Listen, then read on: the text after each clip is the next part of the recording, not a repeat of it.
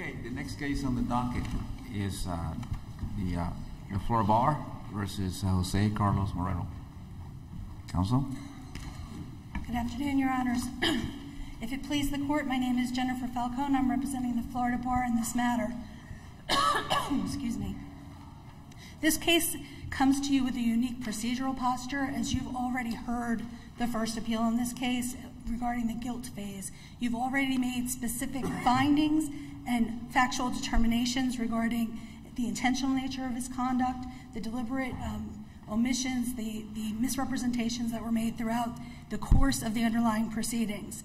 Well, but we did not. I understand. You know, we see cases where lawyers are stealing from their clients and those kinds of things.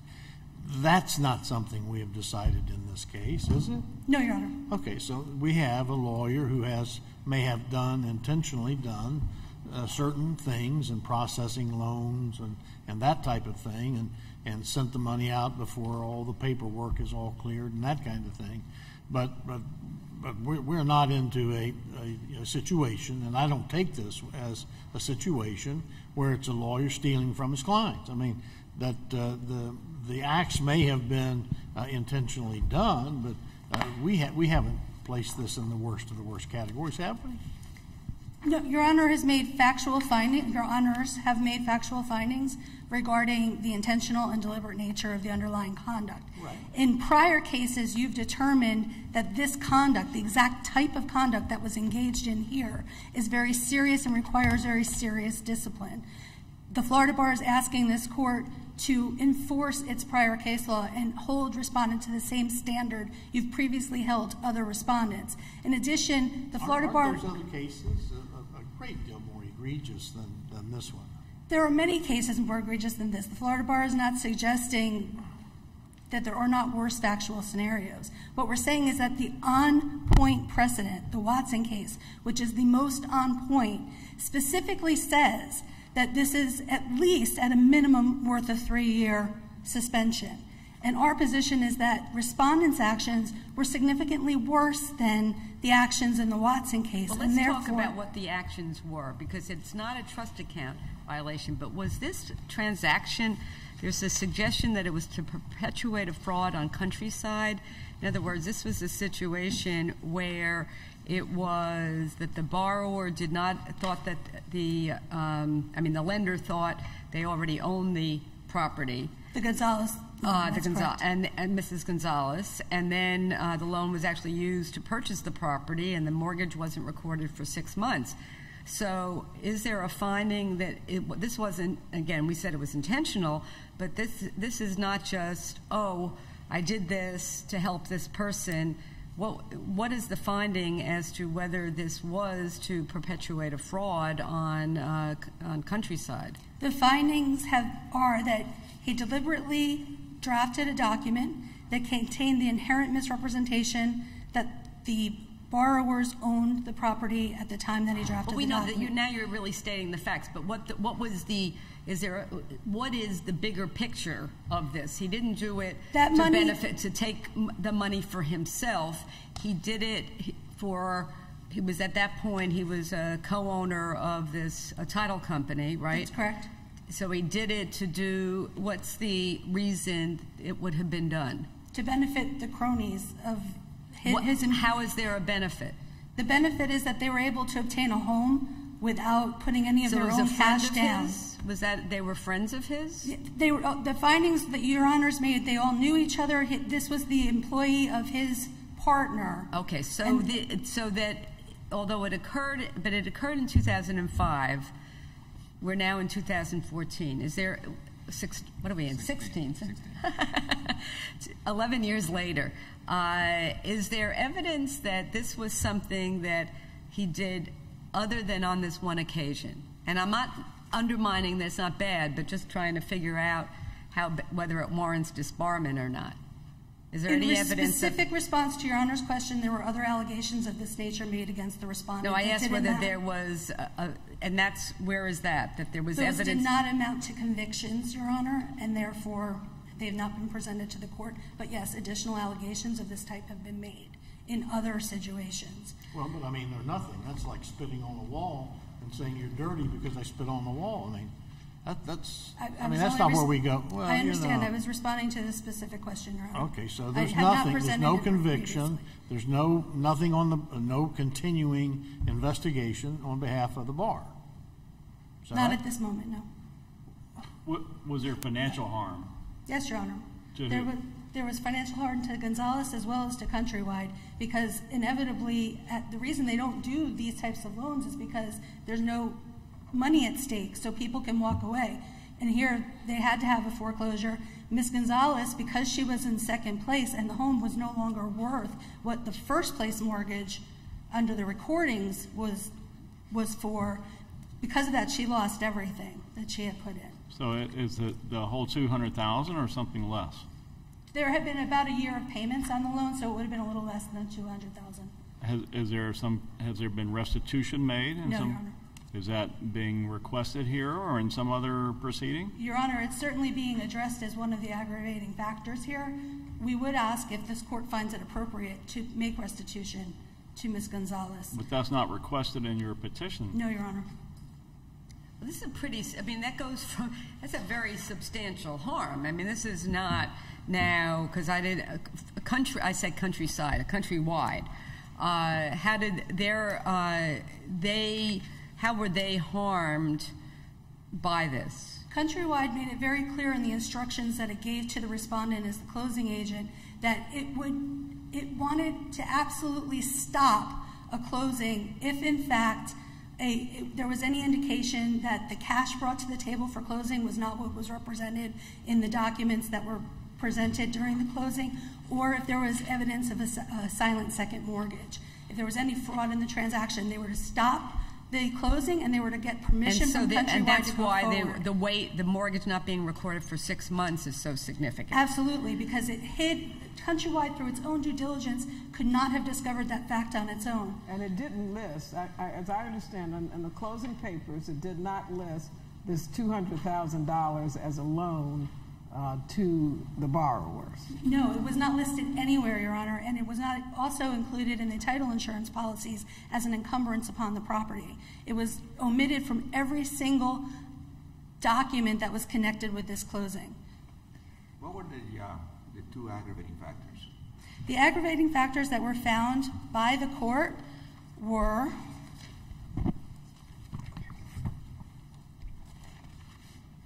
a dishonest or selfish motive and indifference to making restitution.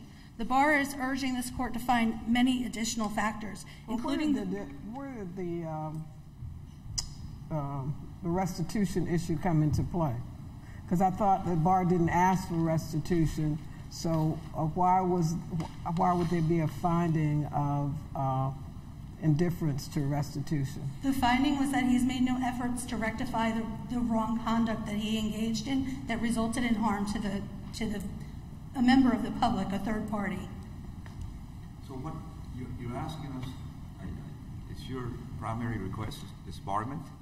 The bar is asking for disbarment, but at a minimum, Your Honor, at least a 3-year suspension in accord with the Watson case. When the referee analyzed the Watson case, she misapplied the facts as well as the law. For instance, the referee suggested in the Watson, when she was comparing Watson to the present case, that Watson had had 2 prior convictions or disciplinary actions, and that resulted in the 3-year suspension that you imposed upon Watson. However, the Watson case at page 922 makes it very clear a mitigating factor in that case was no prior discipline, which is the same as what we have here. There are other factors that she misapplied as well. In Watson, how many specific acts of wrongdoing were involved? I mean, this is a transaction that involves maybe multiple acts of wrongdoing, but it's a single transaction. Well, that wouldn't be correct, Your Honor. It would at least be 2 transactions because you have 2 separate loans. I'll give you that. Okay. But there are more instances. How many different transactions do we have in Watson? The specific finding in Watson as an aggravating factor was that there were 2 transactions and 4 victims. Here we have at least 2 transactions and 2 victims. In Watson, 2 transactions, 4 victims. Here, 2 transactions at a minimum, if we're just talking about transactions and not separate instances of dishonesty, 2 transactions and 2 victims, Countrywide as well as Ms. And Gonzalez. the mortgage that Countryside financed was foreclosed on. That's correct. Well, And what- everybody was going to have that, no matter who paid, $170,000, though, right? Is that what it was?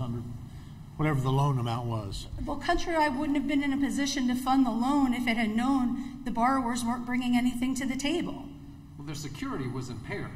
Yes. I mean, and there are circumstances where that course of conduct, I won't analyze it in this case, but the things similar to this happen, and it's a federal crime. It's wire fraud. It's a whole panoply of federal crimes involved in misrepresenting where the money's coming from for a closing. That's correct, Your Honor. And additionally, the court misunderstood, and the referee misunderstood when she was making her analysis, not only that there were no prior convictions in both Watson and here. She said that there were more mitigating factors and less aggravating factors, but that was the same in Watson as well. In Watson, the court said he had no prior discipline. Same here. In Watson, the court said he did not have a dishonest or selfish motive. Our respondent was found to have a dishonest and selfish motive. But you know, here is, sometimes I feel like it sounds like with death cases, we try to compare.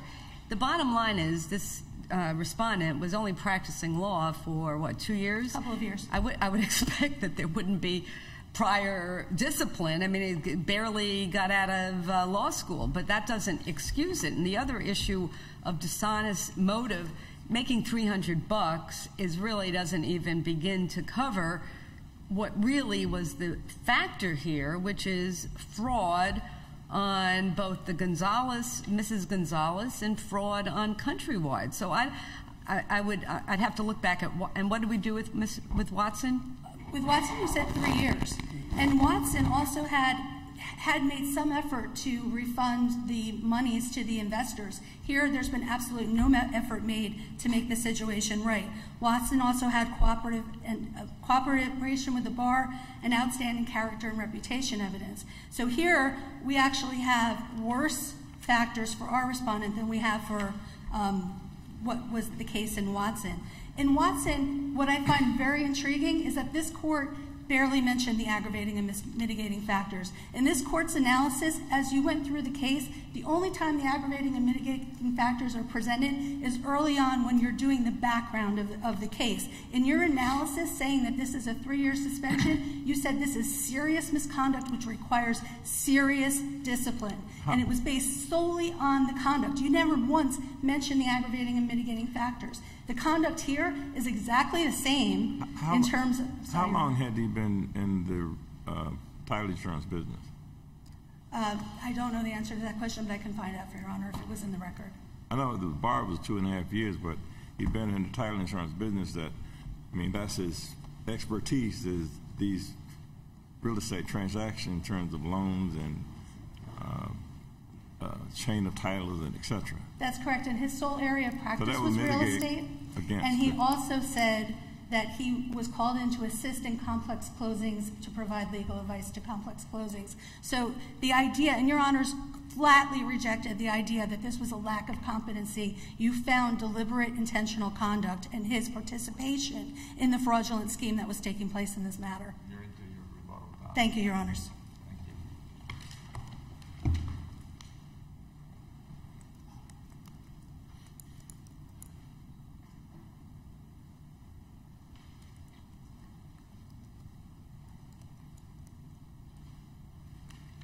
May it please the Court, Chief Justice LaBargia, Associate Justices of the Supreme Court. My name is Richard Marks. I represent the respondent who sits at the end of the table, Jose Marrero. Rivera is the name of my associate who's sitting here, Joseph Rivera Garcia. I got it right. I'm going to make it brief because I don't think this is going to require a lot of comment, other than the fact that the Florida Bar has the burden of proof. They have the burden to demonstrate that the referee's report is either erroneous, unlawful, or unjustified, and they have not done that at all. We're here at what the sanction should be, which you would agree is a much broader finding. We can't just, do you agree with that, that there's a difference? Yes, I certainly do, and I certainly understand, based upon the court's original decision, which set aside the first report of the referee, that a punishment is called for. And I believe in the trial on the issue of punishment, I talked about somewhere from a public reprimand to a short-term suspension. But let me, if I may, just indicate to the court what happened here, because the Florida Bar did not put on a case. Now, counsel stands up and gives you a lot of information that is outside the record, frankly, but never did anything at trial.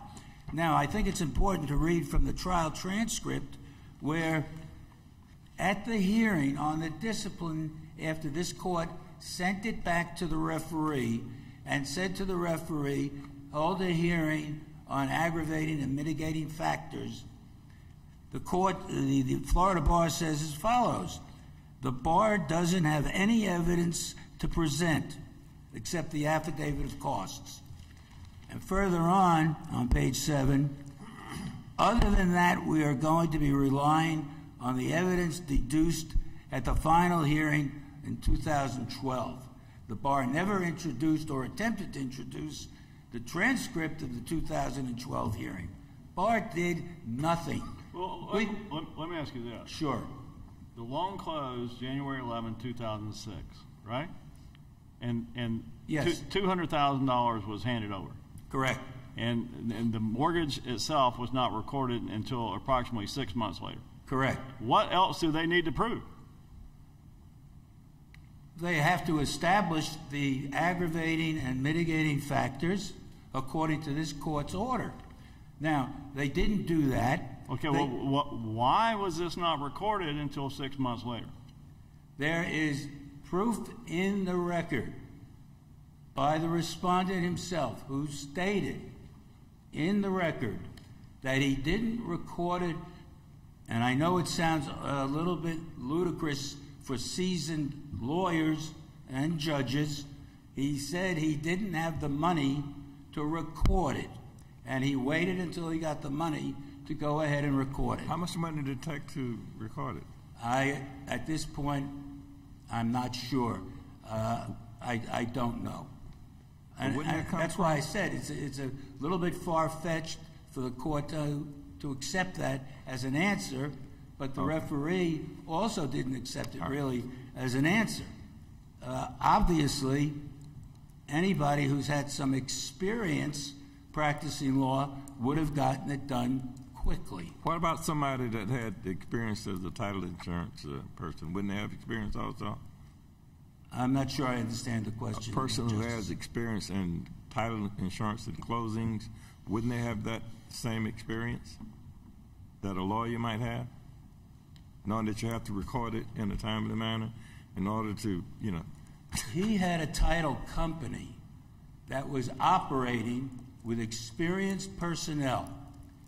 And I'm not saying this justifies it. He relied on those people to do the actual work. And by the way, that was a count in the original complaint, supervision. It was count 3 in the original trial, and the bar abandoned that. They didn't even want to go after supervision, which to me would have been a logical attack under the facts of this case. But he's the one who signed the documents, right? He signed, so he's yes. responsible for what he has signed and what's said on those documents. Justice Quince, no question about that. Okay. Was he the one at the closing table? Did he close this loan? Yes. Yes. Let me, if I may, though. You were talking about aggravating and mitigating circumstances, but can't you find the aggravators and mitigators, if that's the case, from what is already in the record? You don't, can't, isn't that yes, true? You Did can. the bar argue these and the court actually found them, right?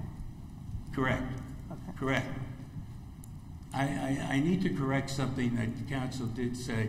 The referee on the disciplinary trial found that Watson 1 was applicable to this case. Bar counsel really did not correctly state Watson 1. Watson 1, one of the reasons that Watson 1 is distinguishable is he had two prior disciplinary violations that distinguished the case from this case. And the referee felt that they were close. They were close. Erlenbach and Watson were close to this case.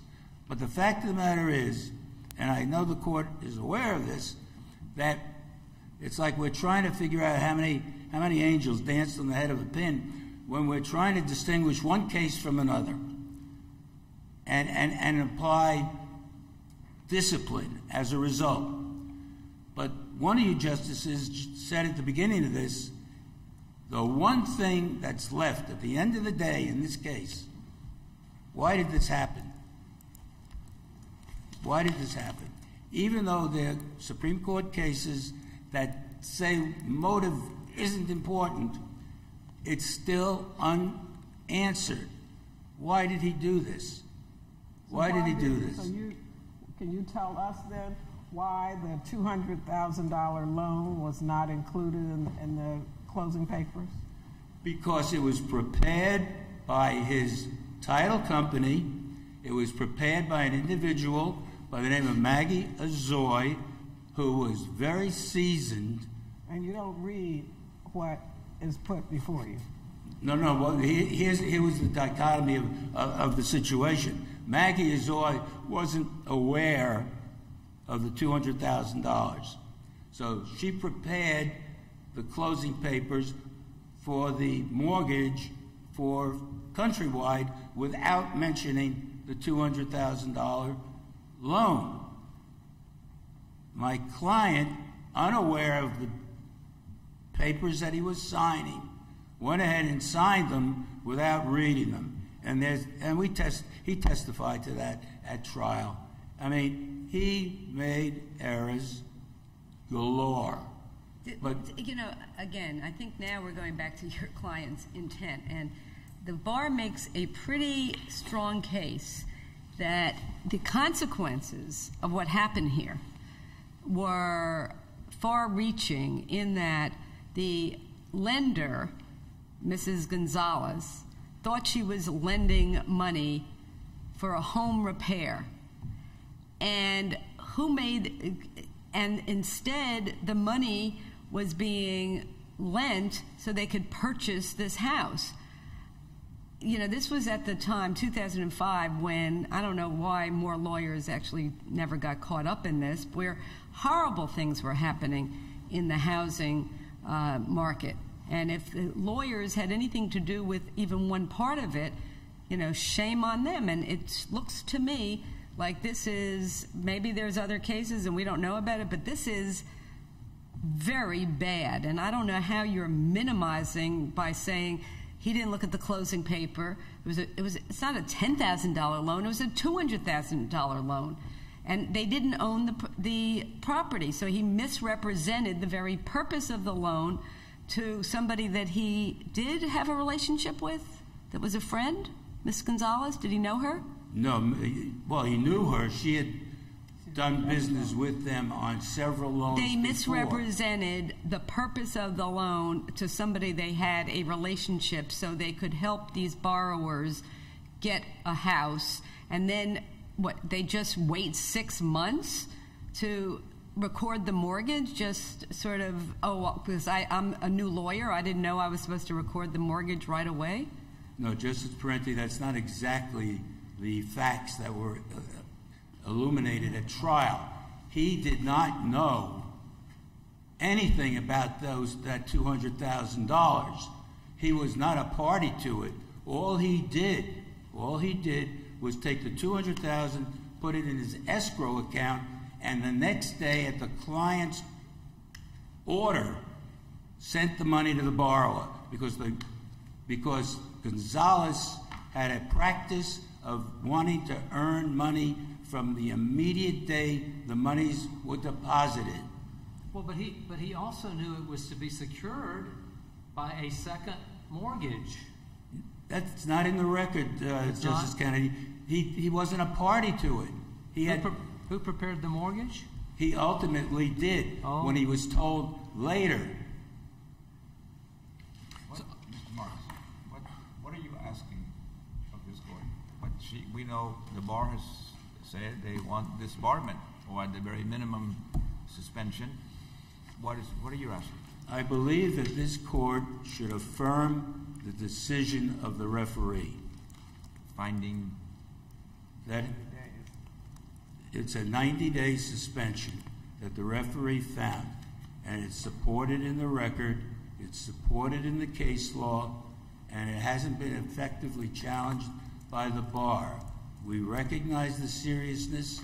We also know that the mitigating factors, the testimony, the character witnesses that were produced, the civil work that this respondent has done, the case, the law courses he has subsequently taken, is that this is a candidate for rehabilitation. What about restitution? $200,000.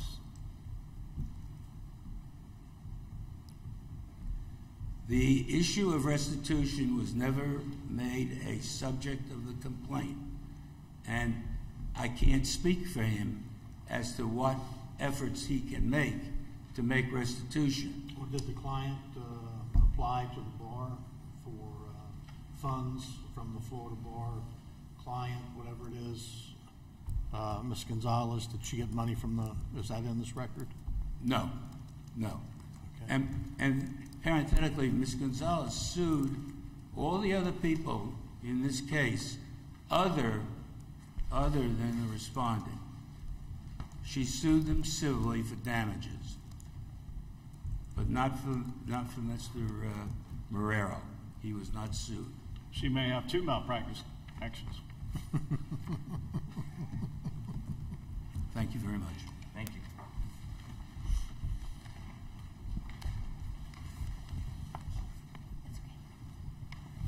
As Your Honors have indicated, the record clearly demonstrates the seriousness of this offense and that a serious sanction is required. Respondent indicates that I've misrepresented to you somehow the factor in Watson 1 that there were 2 prior disbarments. This is the case, Your Honor. It's at page 922. There is no prior discipline in Watson. They are similarly situated in that case. In talking about the experience, am I to understand that this lawyer had 2 years lawyer experience? That's correct, Your Honor. And how much? I'm confused a little bit about this title company. Did he own the title company for a substantial period before that 2 years? Your Honor, I don't know how long he owned the title company for. I'll look in the record to see if that number exists, and I can supplement it to the court. No, that's all right. He says he didn't record it because he didn't have the money. His testimony at trial was he didn't record it because he didn't have instructions to record it. Any attorney knows they have to record the mortgage to secure the interest. There was no count.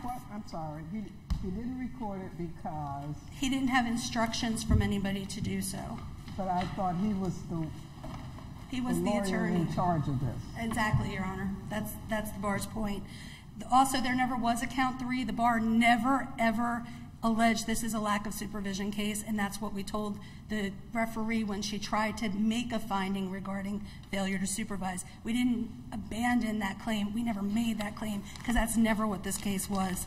Why do you think the referee here, it's a 90-day suspension, is not even a rehabilitative suspension? What's your take on the trial judge? I mean, saw the parties, saw them, has been experienced with this. Why did the trial judge? I think she misunderstood Your Honor's pronouncements in your opinion to her. Her statement was that you found his lack of competence to be intentional, which shows that she didn't really understand that Your Honors were finding that he engaged in intentional fraudulent conduct in a course of conduct that defrauded 2 institutions. The fact that Gonzalez sued everyone but respondent, there's evidence of that in the record. She indicated she had no idea that this had happened the way it happened. She believed at all times her money was given for a second mortgage to a property they already owned. She believed at all times the money was not given until a closing occurred. That's her testimony in the record. That's the testimony that Your Honors accepted in the underlying proceedings. You completely disregarded the allegation that she told him to send the money right away. That was never, ever uncontradicted in the record. She testified to it, and Mr. Duarte, the staff auditor, testified that they reviewed prior transactions that she engaged in, and in those prior transactions, money was not dispersed until a closing occurred, just to corroborate exactly what she told the referee and Your Honors in the record below. You're way out of time. I'm sorry, Your Honor. Thank you. Thank you. The court's in recess until tomorrow.